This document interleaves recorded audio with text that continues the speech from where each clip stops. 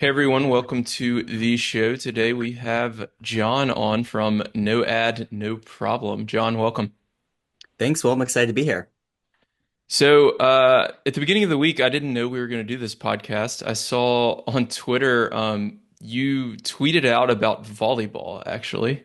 And I read your Twitter thread about basically what volleyball did right, in terms of like a TV experience, and what college tennis can learn from it. And I'm a big advocate of professional doubles. I love college tennis as well. And I'm always looking for like other sports to kind of figure out what we can take away and learn from them and apply to tennis in general. So talk about what you learned from that and then what kind of inspired that tweet. Yeah, so I think for context, college tennis on TV has been a long-running struggle. It Mhm. was probably one of the more prominent Olympic sports on TV in the mid 2000s up until like around 2010. We did have some of the individual finals on ESPNU at the time, but over the last few years, we haven't had the NCAA tennis team championships on an ESPN linear TV network since 2017. We've dabbled with Tennis Channel for some of the rounds, and this year it'll be on ESPN Plus, and then the finals will be airing on ESPNU, but tape delayed 10 days later. And so it's always been a big conversation of how do you get college tennis on TV? And one of the things that has both excited me, but also frustrated me as just a general college sports fan has been the rise of so many other sports getting on linear TV networks.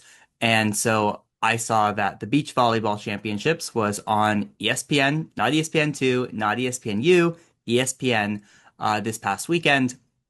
And that is a relatively very new NCAA sport. They just started the NCAA Team Championship in 2016. This is their third straight year on ESPN. And so that's what caught my eye for why I was so curious to see what that sport was doing to be able to get a slot on ESPN. So that's really what inspired the original tweet thread, what inspired me to sort of watch that broadcast and look for things that maybe college tennis could take to try and fit itself into a potential linear TV broadcast network spot. And so I'm going through the tweet here. So you say for context, beach volleyball is similar to tennis. So they have five matches playing at a time. Um, and the first school to win three matches wins. So Yep. t with tennis, it's like seven lines. You'll have six matches at a time. Yeah. Um, And that was super important to share because I don't think I necessarily knew that going into that broadcast. I And didn't either. Yeah. yeah, and then I was like, oh wow, this is actually way more similar to tennis than I even thought. Because one of the knocks against tennis that we've heard for getting on TV was it's challenging with the six simultaneous singles courts and the three simultaneous doubles courts. And, indoor volleyball, for example, that's just one court you have to focus on. Same thing with basketball or football. And finding out that beach volleyball has five simultaneous courts, of which they each have a dedicated camera, is actually way more similar to college tennis than I thought. And so that even piqued my interest more in terms of how they facilitated a broadcast that had to focus on five individual courts, where each court counted as a point, the same way it works in college tennis. So if these like, so something just popped in my head. If these conversations are going on, let's say over the last like 10 years, and college tennis is going to ESPN and saying, "Hey, we want to be on ESPNU or ESPN2," and ESPN comes back with the excuse of, "Well, you have six matches at a time. This is just too difficult for us to manage." Look at NFL Red Zone. I mean, NFL Red Zone, there's like 10 NFL games at a time, and people tune in and they're jumping from game to game. They're going, to the touchdown here, field goal here, turnover here, and people love it. Like people watch that. So there's obvious, like that's to me that they're coming up with an excuse that isn't valid just because they have some other reason they don't want to deal with it. I mean, that seems wild to me. Yeah, I mean, I think if I were to put on my ESPN or other network Yeah. TV like production hat, I would say there's a handful of reasons why college tennis has struggled to get on TV. One is certainly this excuse or rationale around the six simultaneous courts, not quote TV friendly. That's certainly one. But I think other ones include the production cost to do those six individual courts, as well as the viewership numbers. So if you talk to some of the TV producers, either from Tennis Channel or ESPN, they will tell you that when they have aired college tennis, it doesn't do particularly well from a viewership perspective. And then the last one, which might be the biggest, is just the overall time commitment that they have to devote to airing a college tennis match and the uncertainty of that time. So this Mhm. is not a timed sport like many others, or not a defined quarters and halves. You really don't know how long a college tennis match could take. It could be over in 2.5 hours. It could be over in 3.5 hours. So I'd say those are the general concerns that producers have when it comes to getting college tennis on TV. Mm. So what are some of the solutions that volleyball has seemed to figure out? The one that I thought was really fantastic was, first off, these volleyball matches, at least for beach, don't take that long. Like they probably only take a little less than an hour. But so one thing they did for this broadcast was they staggered the start time of the five matches. So they have their lines, line one through five. Two and Mhm. four started first, and then one, three, and five started 12 minutes after. 12 minutes might not seem like a lot, but in a match that might take 50 minutes to an hour, it gives you a decent spacing between those matches. So what it allowed the broadcast to do was to focus in on just those two courts to start, tell the stories of those matches, the player bios, things like that. And then as those like first sets were coming to an exciting culmination, you had the other matches beginning to start. And so once the first set's finished for two and four, then they sort of went over to one, three, and five, gave you the player bios, the history, and then they really locked in to where the action was closest for the remainder of the match. It allowed two and four to finish first. Now all of a sudden we're tied at 1-1. Now you're focused on fewer and fewer matches as the overall match goes on. Yeah. Yeah, I think like one kind of takeaway for me, and I'll link to the tweet in the show notes for people who want to check it out because you've got a lot of interesting observations, I guess. But one takeaway for me is like with college tennis, with professional doubles, something I've reiterated is like right now you don't have a whole lot to lose in terms of the TV experience. So they might as well like experiment with stuff and try stuff out and see what works, rather than lean towards like being resistant to change, I guess, and have a more conservative approach. Like just Yeah. try things out. Yeah, it's one of the reasons my podcast is called No Ad, No Problem, because college tennis switched to no ad scoring in the mid 2010s. And when that was proposed, I was vehemently against it. I thought it would really cheapen or undermine the sport. It was a pretty controversial change at the time. Many folks who believe that the win by two scoring legacy that tennis has is really critical to like the foundation of the sport. And now in college tennis, we've going on 10 years of having no ad. I think it's a great fit for the sport. It increases tension. It speeds up match times. I love it. And so for me, it was a big learning of how we need to adapt more within tennis and be willing to try out new things. And just because you try something doesn't mean you're committed to doing it. And I think that like test and learn approach that many folks might have in their corporate job should definitely apply to professional tennis and college tennis when it comes to there's, as you say, nothing to lose if you say, hey, for this broadcast, we're going to say, yep, we're totally fine if you give us an hour window and we'll cut in for the last, hour of play. We'll start at the second set of singles, or there are lots of different format innovations you could try. You could stagger the start like volleyball did. But yeah, I mean, you might as well try because right now, when it comes to the totem pole of college athletics or doubles in the pro tennis tour, you know, there's only one way to go, and that's up. Yeah. So I want to move on in a second, but first I want to give you basically CEO power over college tennis for a minute. What, let's say like 3 to 5 changes would you make? Well, I think in that spirit of test and learn, there's been a lot of discussion in the sport about a simultaneous format where you would have perhaps three singles playing and two doubles playing at the same time, or maybe it's four singles and one doubles. I would love for college tennis to experiment with that. It's like this fall. I think now the fall is no team competition, it's only for singles and doubles. I think that's a great way to play some kind of what we call hidden duel matches where two teams might head off against each other, but it doesn't count towards your team ranking, and try some of that simultaneous experiment. I think that would speed up the sport, but also still have that kind of action everywhere happening, Mhm. which would be interesting to see. And again, I don't know how that would work for TV, but seems to be something that TV execs are a little bit more interested in. So I would love to try that. That would be number one. For me, I would bring back the round of 16 matches to the final site. So I think that that's been a really exciting history of college tennis is when you have all 16 teams at the final site. Right now, we are only at eight. That's another one that I would do. I would. Explain to people how it works now, because a lot of listeners may not follow college tennis as closely.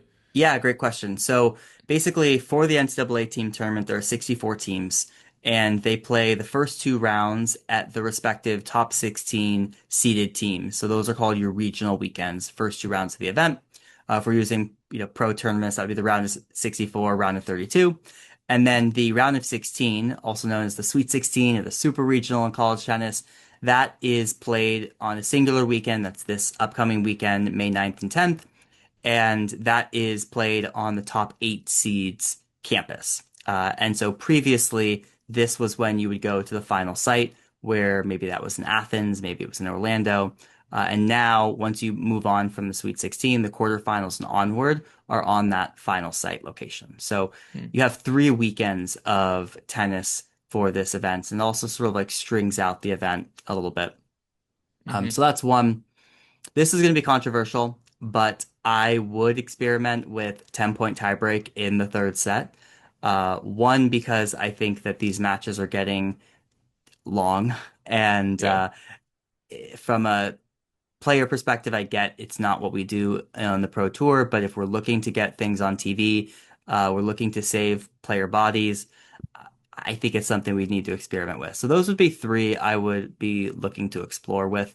I will say, for listener context, one of the big questions that is looming over college tennis right now is whether or not college tennis allows for sports wagering on it. As we all know, sports wagering is huge in professional tennis at all levels.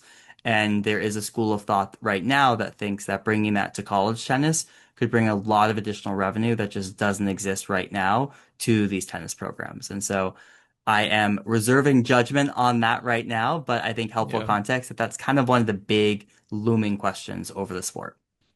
Yeah, that's an interesting one because it's obviously like financially it would be a great decision, but I um am often seeing on social media and when I talk with pro players like the hate that they get for losing matches is Brutal. yeah, is really brutal. So to do that to like college kids, they have to create some kind of system around that to kind of support them, and try to minimize that as much as possible if they are going to allow it, I imagine. Um, yeah, I like the 10-point tiebreak idea. I'm actually somebody who is a bigger fan of the fast four sets instead.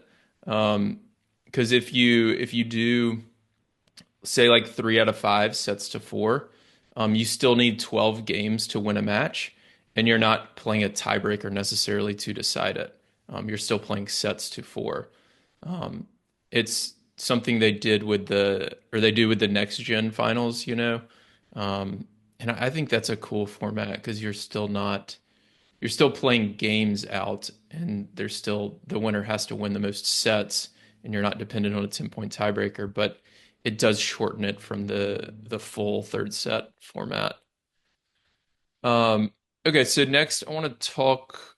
Tell us your story. How did you get into college tennis? I feel like with everybody, there's everybody in the tennis industry has like an interesting story, but college tennis is so niche.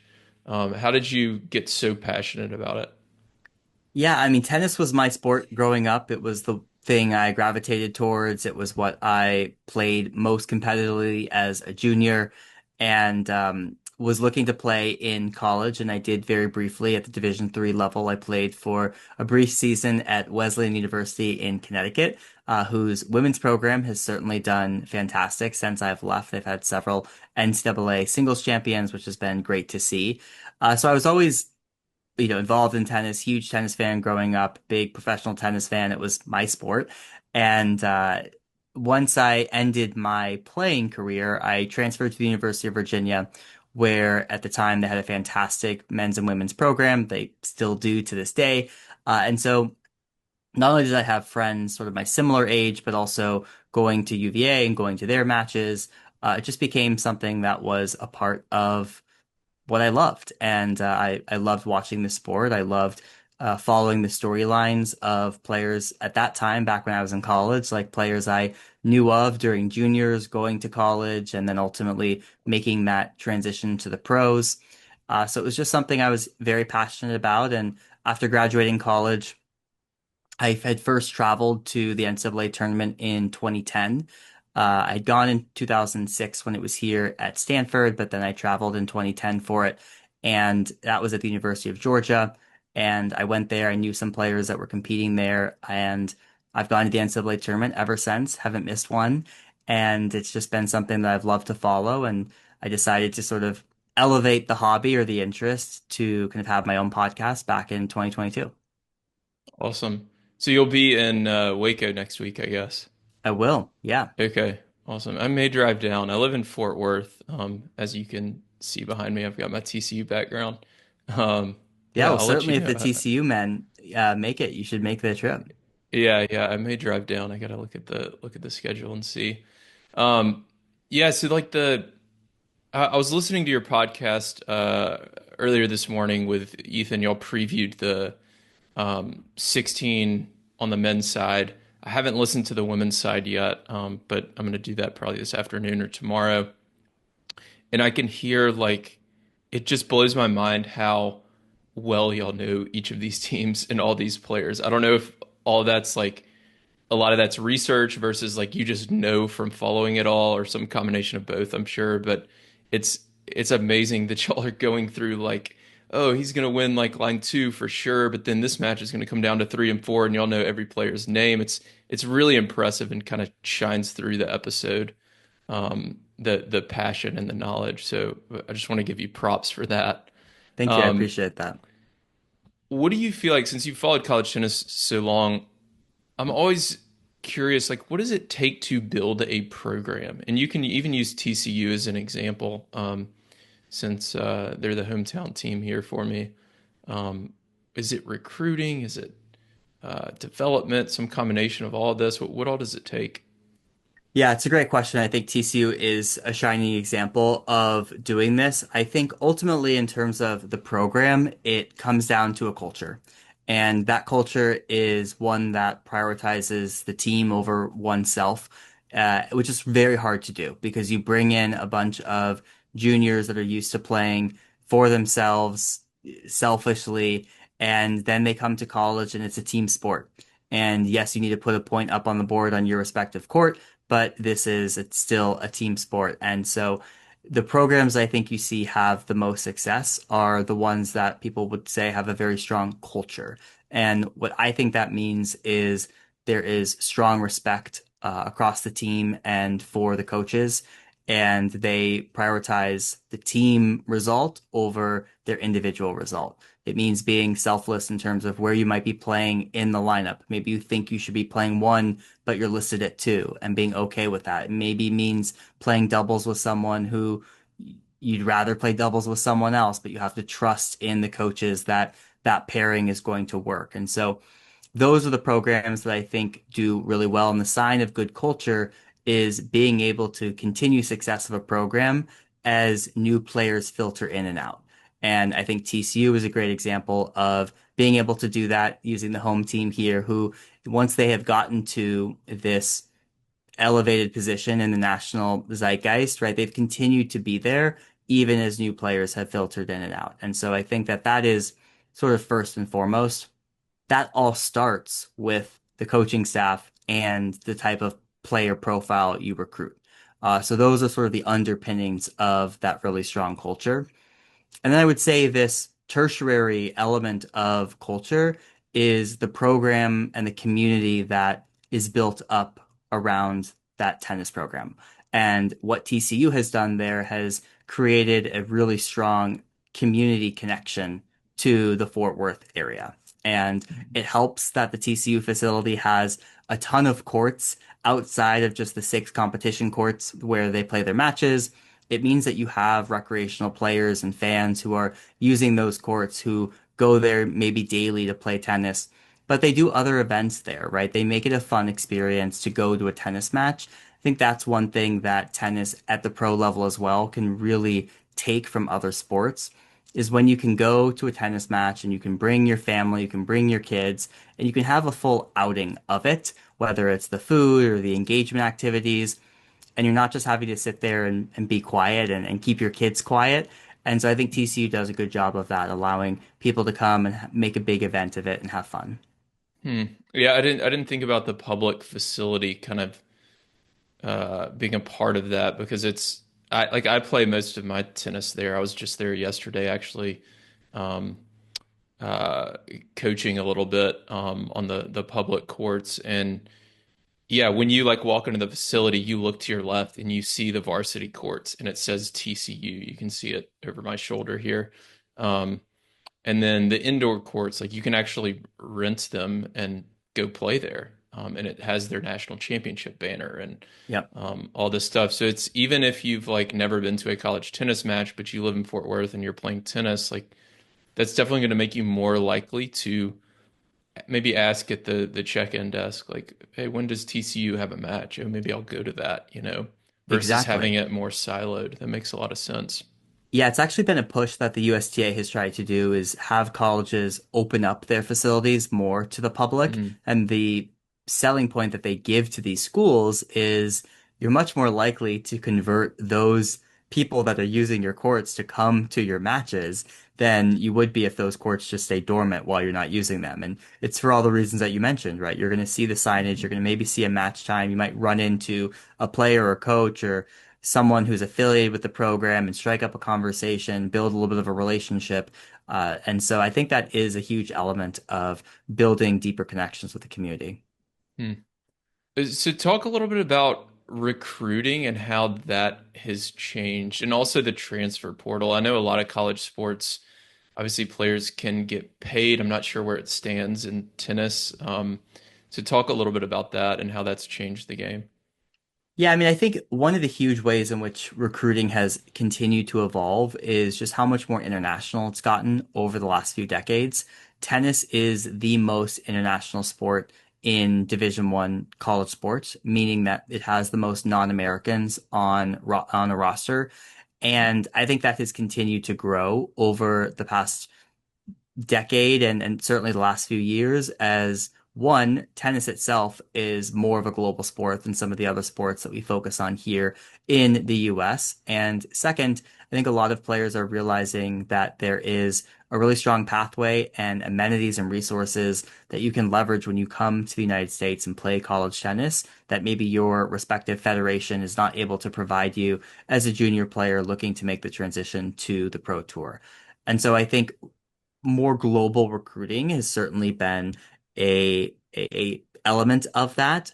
It's also meant on the flip side that you're not seeing as many top US juniors make immediate impact when they come to college tennis. It's a pretty short list of the top US juniors who come to college as a freshman and are immediately sort of a star in college tennis. I think that has been one huge transition. In terms of the transfer portal, now you see coaches having to balance. You bring in a potential 4-year player who is going to need time to develop and you're going to have to invest in them, or do you bring in more of a seasoned player from the transfer portal who has played college maybe for 1 year, maybe four, and is coming in as a grad transfer. Mhm. And that money aspect of it has now become a huge topic of conversation in recruiting. Previously, prior to the, addition of NIL in 2021, schools all relatively at this kind of power four, top 25 type school, they all had the same scholarships to offer. So on the men's side, you were allowed to have 4.5 scholarships. On the women's side, you're allowed to have 8. Pretty much against any other school you might be in a recruiting battle with, you were going to be able to offer a similar scholarship to that respective player. And your differentiation had to come from your facilities, your academic reputation, the coaching staff, the other players on the team. And now money is a massive element of what these schools can offer. And these packages look like not only a dollar amount, which can hover around 6 figures for the very top of college tennis right now. It also includes what you can do for me as a player on the pro front. So, for example, are you willing to allow me to travel to X number of pro events and sort of pay for my travel to do that during the season?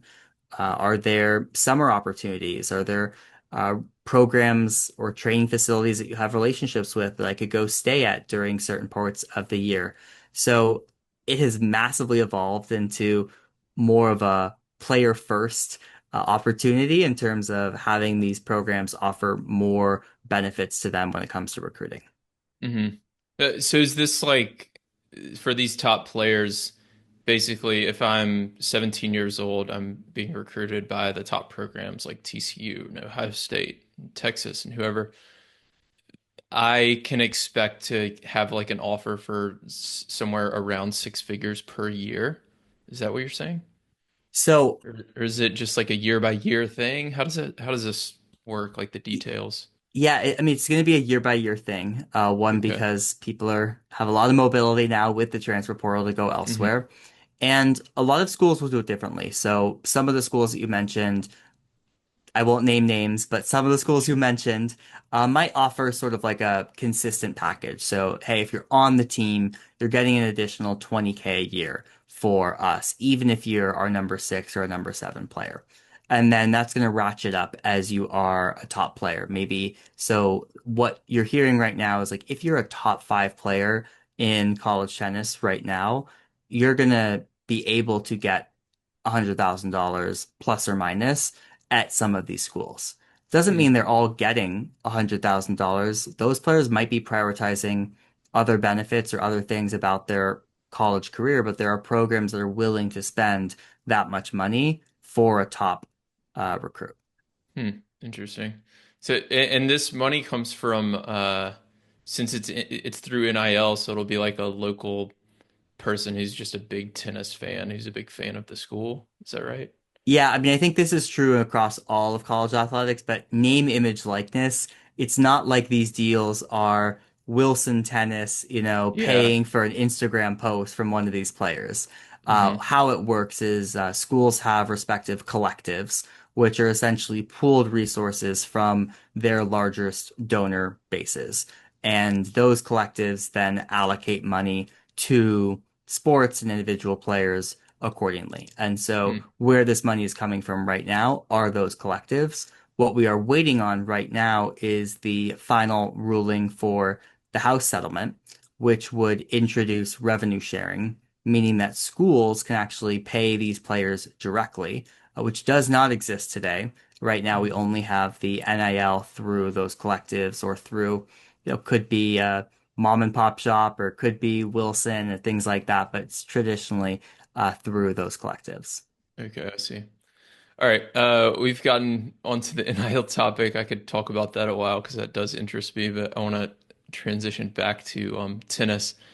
Uh, so we talked about college as a pro pathway. I want to talk about doubles specifically. So the current format in college tennis, you play three doubles lines. Each is a set to six. If you win two of those, you win the individual doubles point. And then you send out six singles matches, and each of those is worth 1 point. So doubles is worth 1/7 of the pie, I guess. Um, I don't know how. So I played Division 3 tennis as well. For us, doubles was worth three. So all three of those matches were worth one, and then it was best of nine back when I played. How has this changed over the years, and is there any talk to change the format even more for doubles?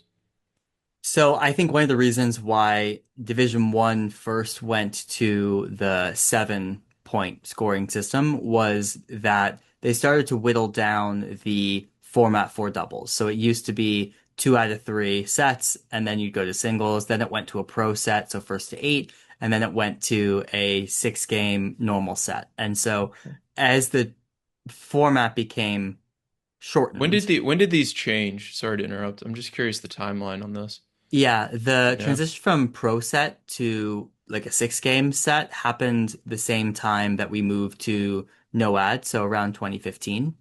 Okay. And then the transition from 2 out of 3 to 8 game pro set happened before the 2010. So that happened over 15 Okay. years ago. Okay. Um, and so that I think was one of the reasons for kind of they shortened the doubles format to try and shorten the overall match. And because doubles was not being played 2 out of 3, it was like, hey, this should maybe only count for one because you're really only winning like 2 sets essentially to win the doubles point in the same way that you would have to win for singles. Mhm. So that was sort of the history behind that. I think in terms of doubles format, it's probably going to be tough to like reduce the doubles format any more than it already is. Yeah. It's one set, it's no ad, like it's pretty quick. However, I think when you talk about the format of the overall dual match, there are potential implications that are being discussed to doubles. And I would say there are 2 formats that are most frequently discussed. One is one I mentioned around simultaneous, so where there might be singles matches and doubles matches being played at the same time. That wouldn't really change the format of doubles, but just it would be a different look. So you wouldn't have this like doubles first, a little bit of a break, and then go to singles. You just have everything out at the same Right. time. Well, you wouldn't So be able to play both, right? you wouldn't be able to play both Yeah. in one single match, right? You might be able to switch between matches, Hmm. but at the same time, you wouldn't be able to play both. And then the other format that I think is being discussed, which is probably not going to be highly favored on this show, would be where you start with singles and you would only play doubles in the event of a 3-3 tie. So doubles Hmm. would sort of serve as the overtime version of college tennis. And so that has been also discussed, and it would definitely have an implication to doubles in terms of how many doubles matches you even played. Because the reality is over the course of a 25 match season, maybe teams have 5 to max 10, so 4-3 matches. And in that Hmm. format, doubles would only be played 10 of those 25 matches. Hmm. I mean, I do like the idea of having doubles decide it, but yeah, I don't, that would reduce a significant amount, like you're saying. Yeah, it's a cool concept in terms of the Yeah. overtime and have like this double shootout, right, to determine the match winner. It'd be very exciting. Yeah. So before we get into the draws, I've got one last question, and this is kind of a personal preference question. I'm uh, interested in like how this has changed over the years. So when I go to a lot of these matches, and some teams, it's almost always a match at TCU. I can't remember the last time I went to a college match elsewhere. I guess Texas. Because I used to live in Austin, but um, at these matches, it seems like every single match there's the tennis competition on the court, but there's also a yelling contest going on. And these teams are seeing who can yell the loudest. Has that always been the case with college tennis, or has it changed over the years? And what are your kind of thoughts on it overall? Because when I go to these matches, I'm like, man, this is just too much. Like they're screaming every single point. Yeah, I mean, there's both the on-court screaming and then there's the off-court screaming Yeah. from like the bench players. I Hmm. would say that the it's probably increased on court, I would say, in terms of the enthusiasm and the cheering and like, I mean, in doubles, right? First point you win, like you're Hmm. given a massive come on. And one of the reasons for that is because of the momentum that you can carry between courts and you can feel like, hey, my teammate is doing well, I got to pick it up. It does really impact the flow and momentum for a particular team. I think where I've seen a big change is in the off-court cheering. I think over the years, it's gone from being much more controlled chaos, right? Where there may be like one or two sort of consistent chants that the team might be cheering, and maybe an OHIO from Ohio State. Now I feel like this new generation of players, like they're just more uncontrolled chaos. It's not as consistent, it's not as uniform. And I think that makes it feel as a fan like that there's a lot going on. Hmm.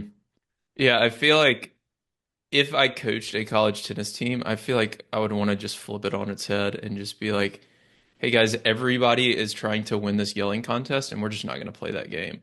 Like, that's not to say you can't say come on, but I want you to like play within yourself because like as a player, I can't like I'm more even keel. Like I don't get amped up. So if a coach came to me like and I was on his team and I they told me like you need to increase your energy, like that's just not my style. Like Yeah. so I feel And I've heard like. many stories where that does happen, right? Where they say Mhm. it's not me, and some coaches are like, okay, you do you, like we'll Right. continue, or they'll say like, well, that this is our program, right? This is like the expectation of the program, Yeah.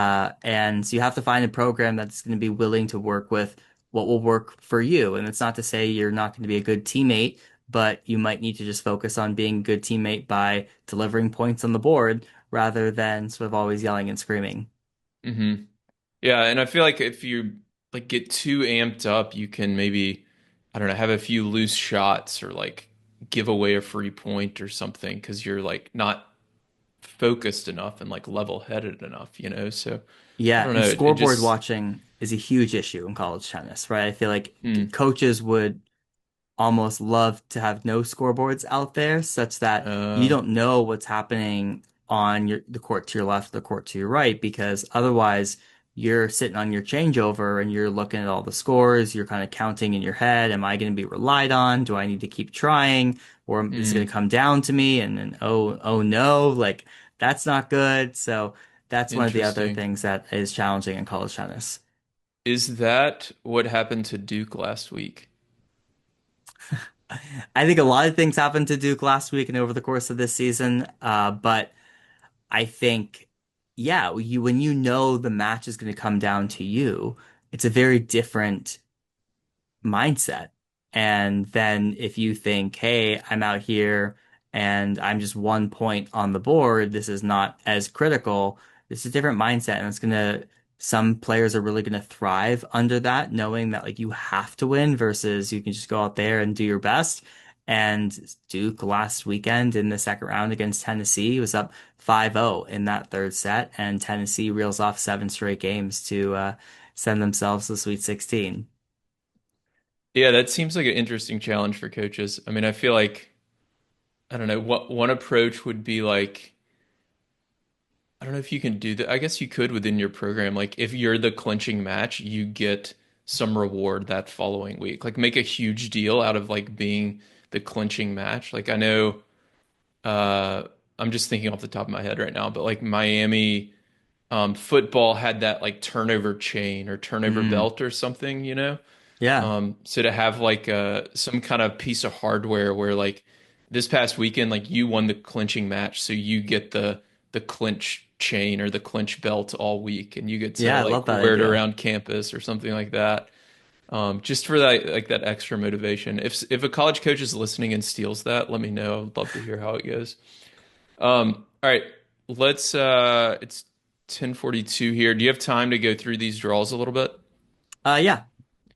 So, um, let's start with the women's draw.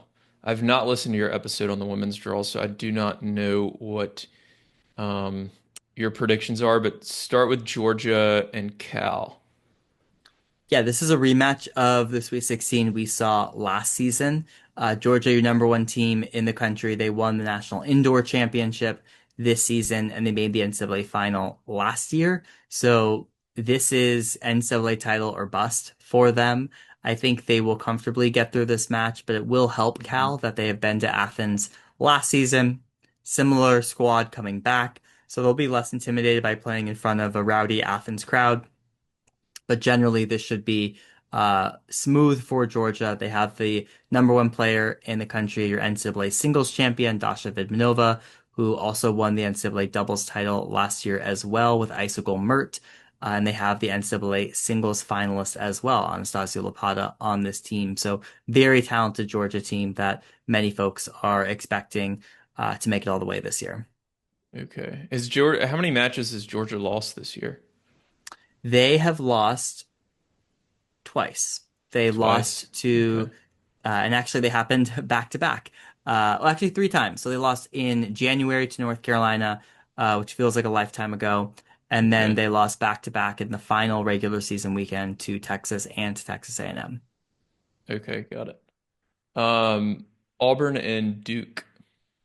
Yeah, I think many people are expecting this to be the best match of the weekend. It is your 8-9 matchup. So by seeding, you would expect this to be quite close.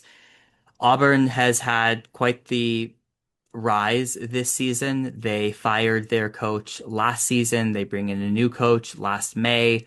They return only three players on the roster. He goes out, he recruits a ton of new players, some freshmen, a transfer, and they have now tied their overall match win record for that program. They're in the Sweet 16 Wow. looking to make the quarterfinal for the very first time. So Auburn has certainly been one of the storylines that we've been following this season. They face a Duke team at in Durham, so at home, who has a much longer history of being very strong in tennis. The big storyline for Duke this season was they added in Liv Hovde, the former Wimbledon junior singles champion, to that roster. She became eligible in February. They won the ACC regular season undefeated, and so certainly they'll be making to make a deep postseason push. Hmm. So this Auburn coach, this is their first year and they're basically breaking records in year one.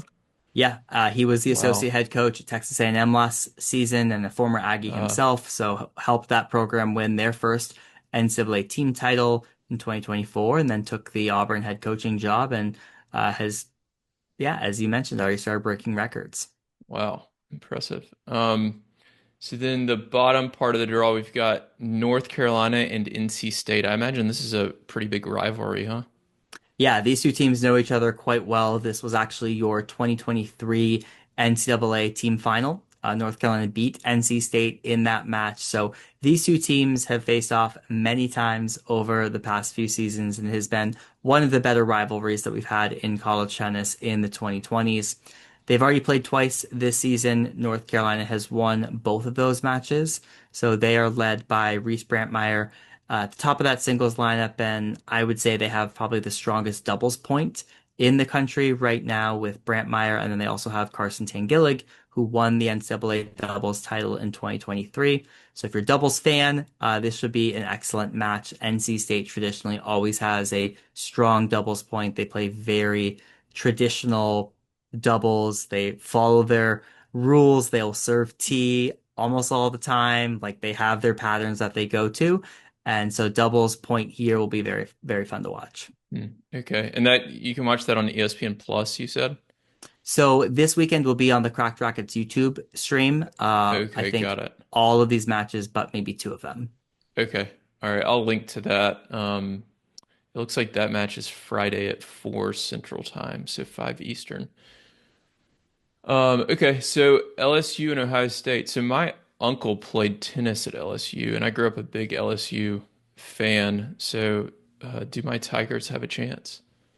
They definitely have a chance. This is the first time LSU Okay. has made the Sweet 16 in 25 years. So this is another program that has been a storyline to monitor, largely because they brought in three freshmen in January, headlined by Cadence Brace and Kayla Cross, two Canadian players who have reached top 300 of WTA singles rankings, who have contributed here to that lineup. And then they also have a freshman in Tilworth D. Girolamo at number three.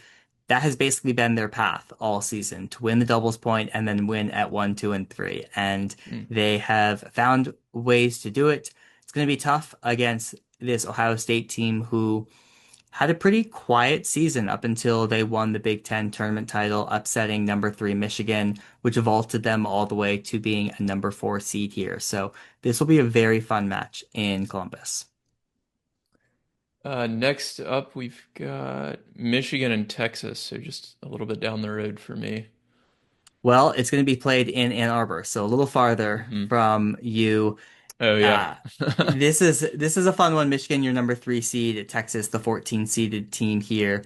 Texas was one of these programs we were very curious about coming into the season. Potentially, was going to have Maya Joint, who did was in Austin for the fall Hmm. semester, decided to turn pro. It's a very, very young Texas team. They start four freshmen in that lineup, sometimes five, versus a much more calloused Michigan team at the top of the lineup. However, Texas did get an upset over number one Georgia in the final weekend of the regular season. So the talent is certainly there for this Texas team to pull off the upset. But Michigan, this team made the quarterfinals last year and will be looking to make second straight quarterfinals. Hmm. I would think like a team with mostly freshmen has maybe a bit more upside, and like towards the end of the season, they might be more dangerous than they would be early in the season. Is that fair to say? I think that's definitely fair to say. The only flip side to that is sometimes that it's a long season. They might be a little bit more burned out than maybe a Hmm. more callous veteran player who kind of knows how to manage the course of the regular season. Oh, I see. Yeah, that's a good point. Is this Texas lowest seed in a while? It seems like they're always like one, two, three. Yeah, I mean, they won back-to-back NCAA titles in 2021 and 2022, Right. but over the last few years, they've slipped a little bit, I would say, but that Okay. was more like an 8, 9 type seed. So Okay. 14 probably is the lowest they've been in a little bit. Okay. And then, so we've got two unseeded teams, Stanford and Oklahoma State. Yeah, first time we've had two unseeded teams here in this super regional format since it started in 2019. But at the same time, two teams that have been towards the top of college tennis over the last decade. This is a rematch of your 2016 NCAA team final, where Stanford won that match that was played in Tulsa. This match will be played in Stillwater. I expect Oklahoma State to have a very strong crowd. It's quite the turn of events for Oklahoma State. They were the number one team last season. They were undefeated coming into this round, the super regional round of NCAAs. They lost at home, heartbreaking loss because they were going to host the NCAA's final site, so they weren't able to compete there. So I expect they're going to have a lot to play for in this match against the Cardinal. Then moving to the bottom part of the draw again, Virginia and Tennessee. So it's a 7-10 matchup. Yeah, I expect this match to be quite close. We saw these two teams play at the indoor national tournament in February. Virginia did win that match. Tennessee was sort of the breakout star of the NCAA tournament last year. They made the Final Four for the first time in about 2 decades. They're led by Allison Ojeda, who won the ITA Coach of the Year award last season. So both well-coached teams, both compete very hard. We've seen them scrap out a ton of victories. I expect this one to go the distance to Charlottesville. And then the very last one here, A&M and UCLA, who's unseeded. A&M's the two seed, and they won last year, right? Yep, you're defending NCAA champion here, beating Georgia in the final last year. I expect Texas A&M to get through this match. UCLA upset Vanderbilt to make this match. Now, had we had gotten Vanderbilt versus Texas A&M, that would have been interesting because Texas A&M's only lost to two schools this season. One is Georgia, and then the second was Vanderbilt. So they avoid the rematch with Vanderbilt, and they get a UCLA team who is strong in doubles. They have a former top five team in the country in Kimmy Hance and Elise Wagley, and then your NCAA finalists, two freshmen, Kate Faki and Olivia Center there in that lineup. So if UCLA is going to have a chance in this match, it starts with the doubles point. Which of these do you feel like is most likely for us to see an upset? Well, I would say probably Texas, Michigan, just because by seed it would be a pretty big upset, and also Hmm. because we've seen that level from Texas towards the latter stages of this season, upsetting number one Georgia. So we've seen evidence that they can pull off an upset like this. So I would say that one. Okay. And who's your prediction for the finals in Waco next week and who wins? I think the past few seasons have been dominated by Georgia and Texas A&M from a storyline perspective. I think we will see a repeat of Georgia Texas A&M in the final, and I think we Mhm. will see a reverse of last season's NCAA final this year. We will see Georgia Bulldogs winning their first NCAA title since 2000. The top seed. So, okay, let's move on to the men's side. We don't have to go through every matchup. We're coming up on an hour here. I would encourage people, and I'll link in the show notes to listen to your full episode on your podcast because you really do a good job of breaking it down. I do want to talk first, though, about the TCU UCF matchup. Tell us why we should be optimistic as TCU fans. Well, maybe I would say cautiously optimistic, but we did see TCU lose to UCF in the Big 12 semifinal, a shock loss for TCU, who was without a lot of players in that match. Notably, Pedro Vivez, who is your NCAA doubles champion with Louis Maxted, has been out for all of April. We did see him in doubles this past weekend, so if you're a TCU fan, you're cautiously optimistic that you will see Vivez in singles. I think I would not want to play a TCU team that feels a little bit scorned by that Big 12 loss, so that's another reason to be optimistic here. And also, if you look at last season when TCU won the NCAA title, this round was really the round that I felt like they started to put their pedal on the metal and played a flawless match last season against Duke. And so at that point, they were working in new pieces as well. Gordon was back into the lineup there. So it's not unfamiliar territory for TCU. And also, if you want to be optimistic, show up to this match, give the TCU Horned Frogs a heavy home court advantage. Yeah, I think the weather's supposed to be good Saturday. I'm planning on going. And I think there's a baseball game after I might attend as well. But yeah, it should be fun. I imagine like it's just like in basketball or any other sport, like to beat a good team twice is so difficult. And the fact that they just played a couple weeks ago, um, and UCF won, like I feel like that's a good thing probably for TCU, more so than a bad thing. I don't know. Yeah, I think you'll hear a lot of coaches talk about, a tournament loss maybe ending up being the best thing a team could have rather than running through a season feeling like you're unbeatable. Sure, You maybe don't have that extra motivation in practice. sure. So among all of these matchups, where do you see potential for an upset or two? Well, I think the Sweet 16 match that most people are circling is maybe the most exciting or potential upset is number 7 Virginia playing number 10 Arizona. Arizona coming to town. Colton Smith leads the Arizona Wildcats. He has had a fantastic pro season, sprinkling in pro results in the fall and in the spring here. He's won matches at Indian Wells. He's up into the top 150 in the ATP singles rankings. He will be playing Rafa Hadar of Virginia, who won the US Open boys singles title in 2024. So that is a popcorn number one singles match for sure. And Arizona has now made three straight Sweet 16s, but they have yet to make a quarterfinal. So that is, I think, one of the most interesting Sweet 16 matches. I also think people have Ohio State, your number 5 seed versus Mississippi State on upset alert. We just saw Ohio State lose in the Big Ten tournament title. It was the first loss to a Big Ten team in Columbus since 2003. So they Wow. are on upset alert as well. Wow.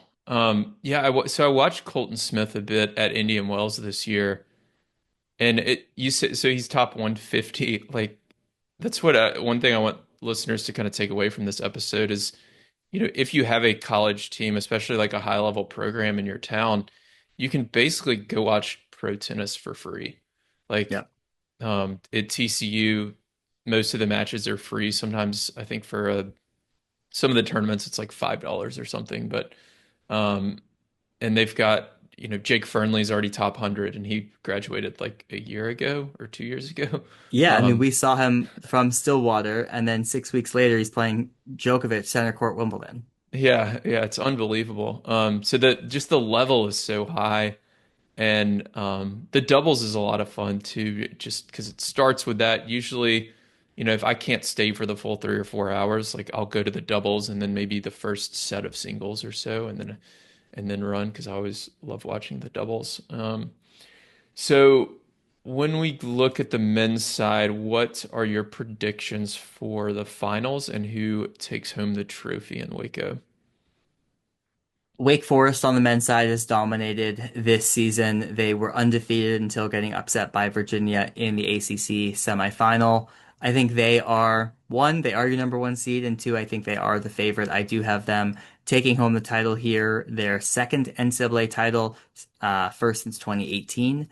I think that's in large part due to the other top tier contenders here not exactly looking their best down the home stretch. So like TCU, a little banged up, Texas banged up, Virginia been a little volatile, Ohio State on upset alert. Like it really is Wake Forest to lose here. It's not to say they are for sure going to win it. And then I would have Texas in the final there. I think Texas is going to get Hmm, through that other half of the draw.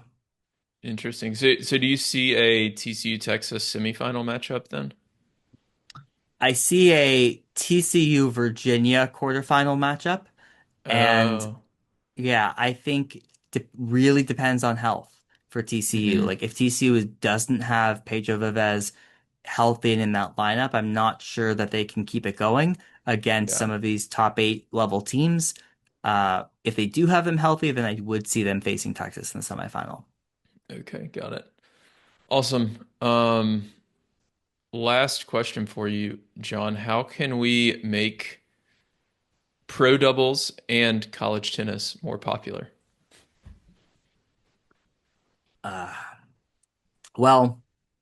I mean, I think if you're not, the first step is to get your butt in seat or to turn on the TV. Because Hmm. if you are a fan of these sports, but you are not tuning in or kind of br tuning in with your foot traffic, like it starts there. So if you do have a college program nearby, like showing up to matches is really the number one thing you can do. And engaging with those schools, both in person and online, is massive for the program.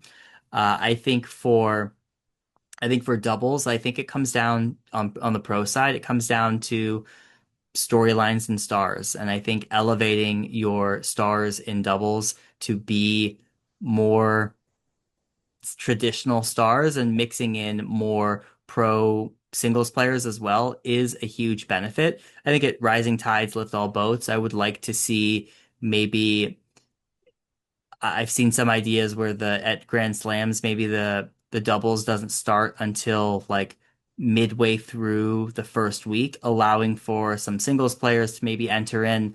I think that would be fun. I think ways that we make doubles more engaging, like I'd love to see more mic'd up conversations as well between doubles players. I think as a recreational fan, you want to know what they're saying to each other. That's a different dynamic that doubles has that singles does not. That's something that could be really fun. So yeah, I think those are some ideas. I'm a big fan of Yeah, both, clearly. yeah, love those ideas. Yeah, at the U.S. Open this year, they're going to be starting the doubles a little bit later, so hopefully that helps as well. But yeah, for everyone listening, definitely go out, watch your college tennis and watch your doubles. John, thanks for coming on. We'll link to everything in the show notes for everyone listening.